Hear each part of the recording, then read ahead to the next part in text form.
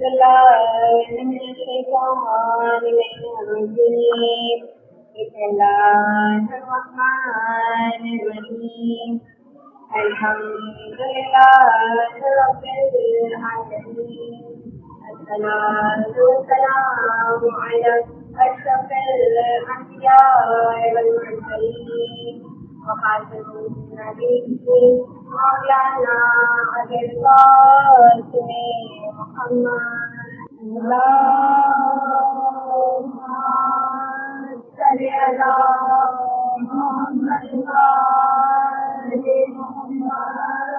وعلى آله الذين الطاهرين المعصومين المؤمنين صلاة الله على أعدائهم أجمعين آمين يا رب العالمين اللهم صل على محمد رب اشرح لي صدري ويسر لي امري واحلل عقدة من لساني يفقهوا قولي اما بعد فقد قال الله تبارك وتعالى في كتابه المجيد والفرقان المجيد وقول الرسول بسم الله الرحمن الرحيم انما يريد الله ليذهب عنكم الرجس اهل البيت ويطهركم تطهيرا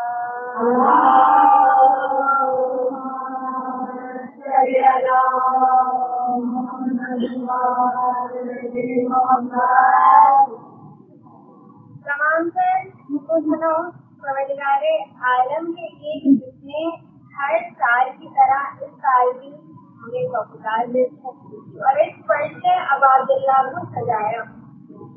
پروردگار عالم سے اس فرش پر دعا کرتے ہیں کہ جس نے بھی اس سال اپنے گھر میں اس سعادت کو نصیب کیا ہے کہ پروردگار عالم نے ان کے فرش عباد اللہ بٹھانے کی توفیق ادا کی ہے تو پروردگار عالم ان کی توفیقات میں اضافہ کرتے ہیں.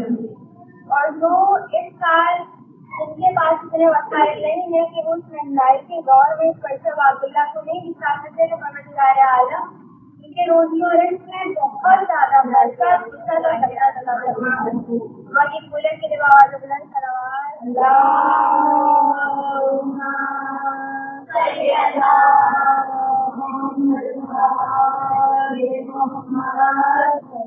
لہٰذا پروردگار عالم قرآن مجید کی سب سے آخری پارے میں سورہ والعصر سے ارشاد فرما رہا ہے کہ والعصر یعنی زمانہ گواہ ہے.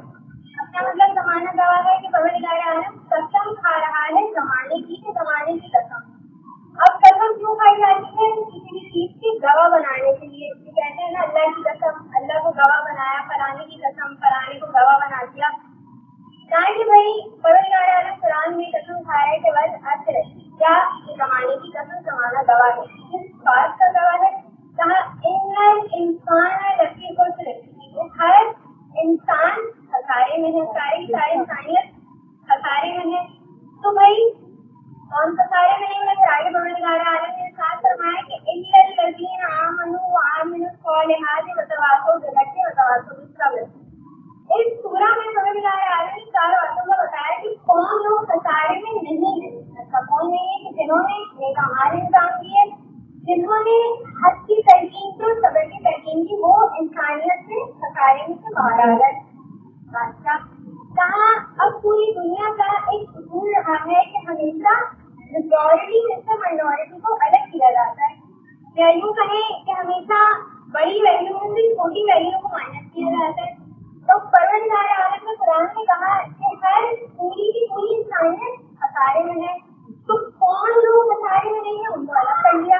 کہا بھائی سوائی کا اصول ہے کہ کوئی بھی قانون سے عمل کرنے والوں کو ایک طرح رکھا جاتا ہے اور وہ اس قانون سے عمل نہیں کرتے ان کو الگ کر لیا جاتا ہے. مثال کے طور پہ سب آگے مگر فلاں نہیں آیا.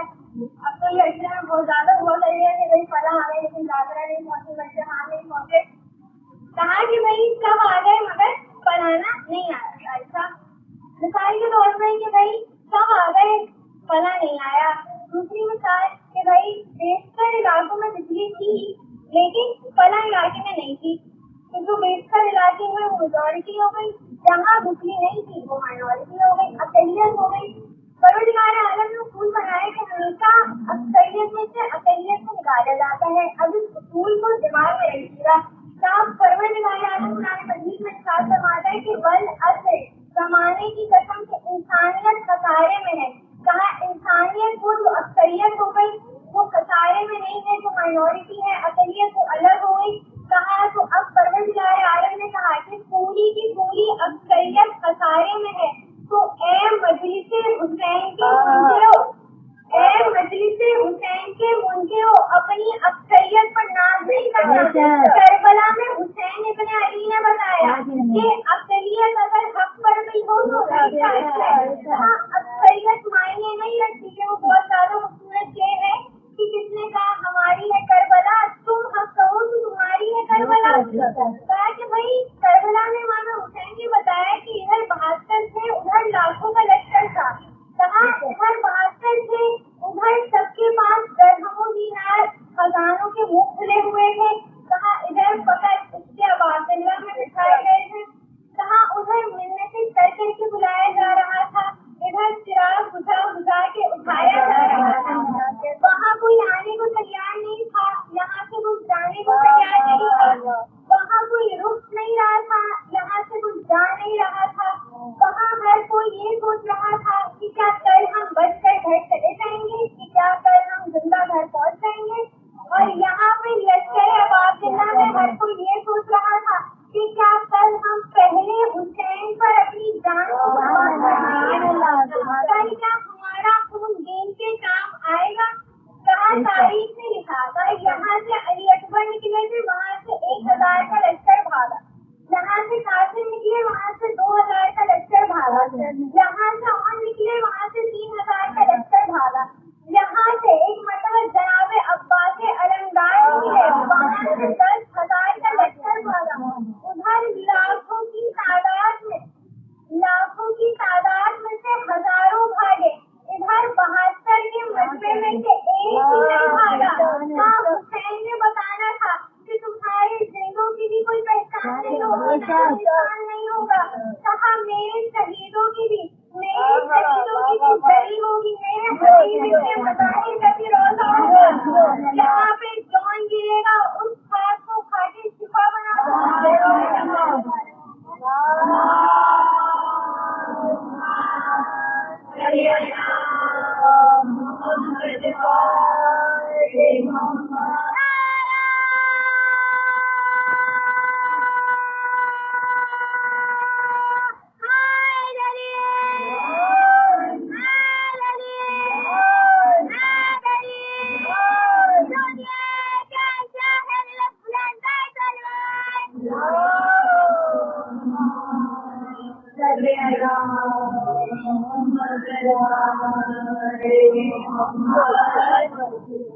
کربلا میں فقط تلوار سے تلوار نہیں ٹکرائی تھی, کربلا میں فکر سے فکر ٹکرائی. اسلام نے فقط اپنے ہاتھ کو جینا نہیں سکھایا بلکہ مرنا سکھایا.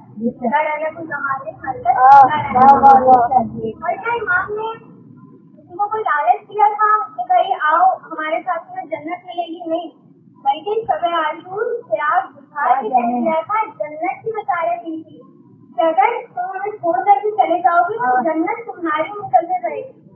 اگر کسی کو دنیا میں جنت کی بشارت مل جائے تو وہ کون اپنا سر قلم کروائے گا دین کے خاطر؟ لیکن لشکر عباد اللہ میں جگہ جگہ غیرت کی اعلیٰ مثال پائی جاتی ہے. اس کے عباد اللہ کی, اس کے جہاد کی اعلیٰ مثال پائی جاتی ہے. کہاں کربلا جو تحریک ہے, کربلا درد ہے وجود کو بدلنے کا. کہاں کربلا میں لوگوں نے غریب حسین کو بہت سنا ہے کہ کربلا میں امام بڑے مظلوم تھے, لیکن کربلا کے میدان میں امام کی بادشاہت کیا تھی کہ کربلا میں ایک مرتبہ اس کا سایہ صادق امام صادق علیہ محمد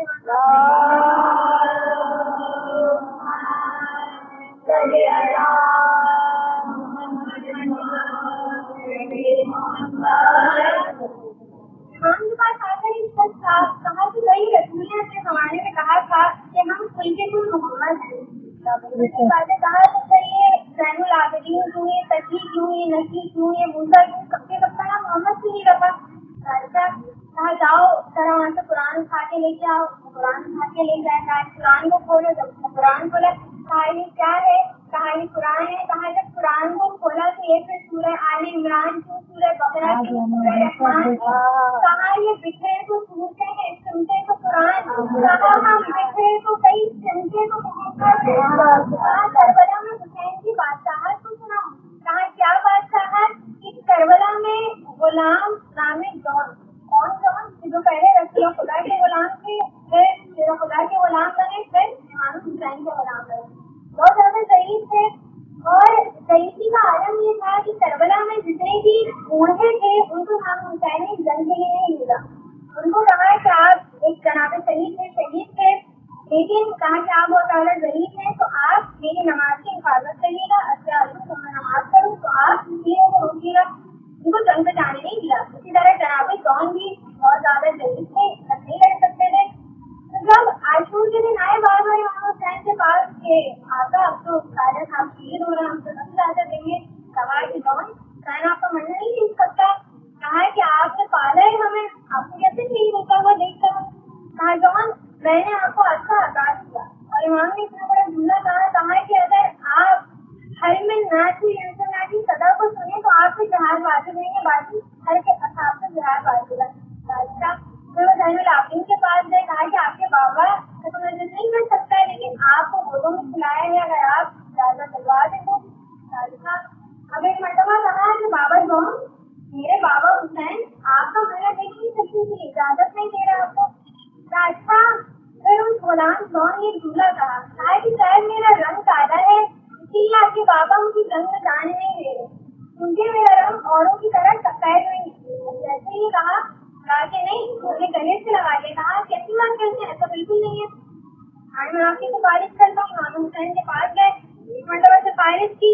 کہا کہ ضعیفی اتنی تھی کہ گھوڑے میں سوار نہیں ہو جا رہا تھا. ایک مرتبہ کہا کہ اس کے حسینی کا جذبہ یہ تھا مولا میں پیدل کا.